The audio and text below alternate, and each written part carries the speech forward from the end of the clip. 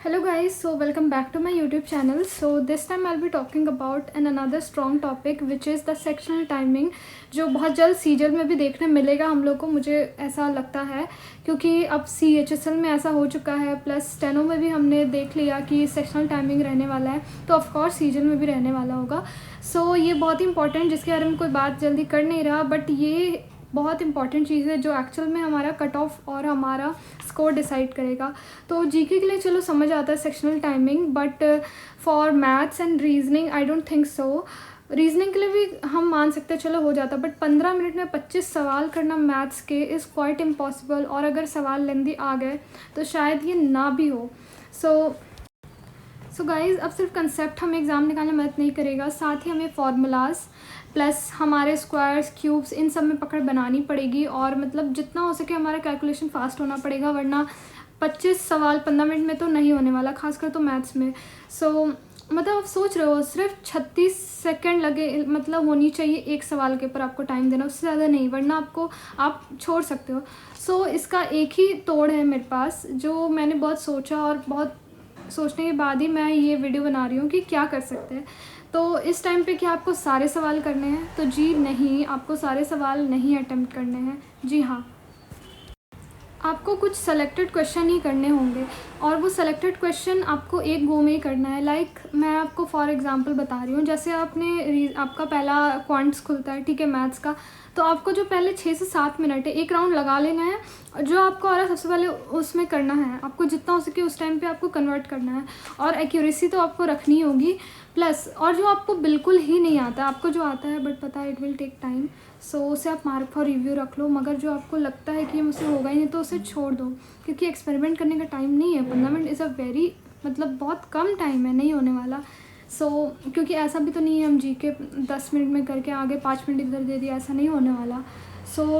यही आपको करना पड़ेगा. और फॉर रीजनिंग एंड इंग्लिश चलो 15 मिनट में हो जाएगा, बट अगर पिछली बार 2025 में जिस हिसाब से पैसे जा रहे थे इतने बड़े बड़े जो कि बैंक लेवल के थे, तो अगर इस बार भी वैसे आ गए तो शायद ही हम लोग कर पाएंगे सही से.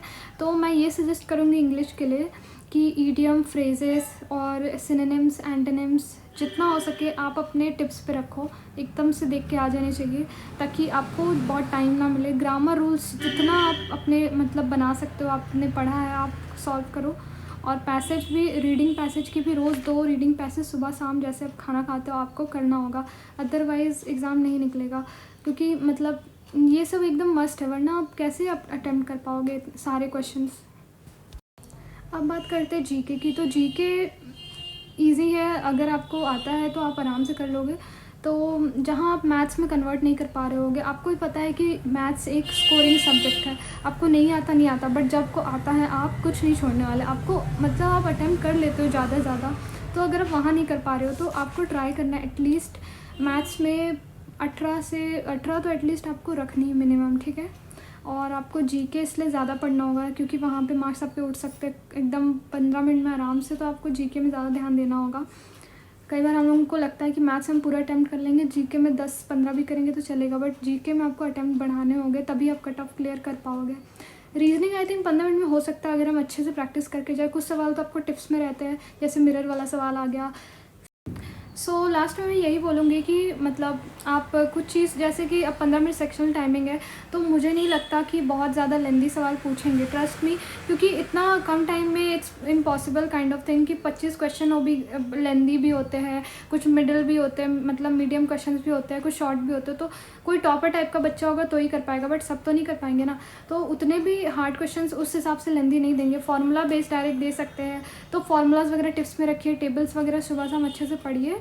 प्लस मैं यही बोलूँगी कि मतलब पढ़ सब रहे हैं, अच्छे से सभी पढ़ रहे हैं, मगर एग्ज़ाम कुछ ही लोगों का निकल पाता है. मतलब लाखों में एक्सपेरेंट है, मगर यही 12-13 हज़ार ही एग्ज़ाम ले पाते हैं. तो स्मार्टली हमें पढ़ना है, हमें सब नहीं पढ़ना है, मगर स्मार्टली पढ़ना है. सिर्फ पढ़ लेने से एग्ज़ाम नहीं निकलता है. आप सिर्फ पढ़ लो, आप एग्ज़ाम दें, जो निकल पाए तो बोल दो, नहीं निकलेगा. आपको मार्क्स लगाने पड़ेंगे. इसी तरह मार्क्स भी लगाना इज़ नॉट सोल्यूशन, आपको स्मार्टली मार्क्स लगाने की ज़रूरत है.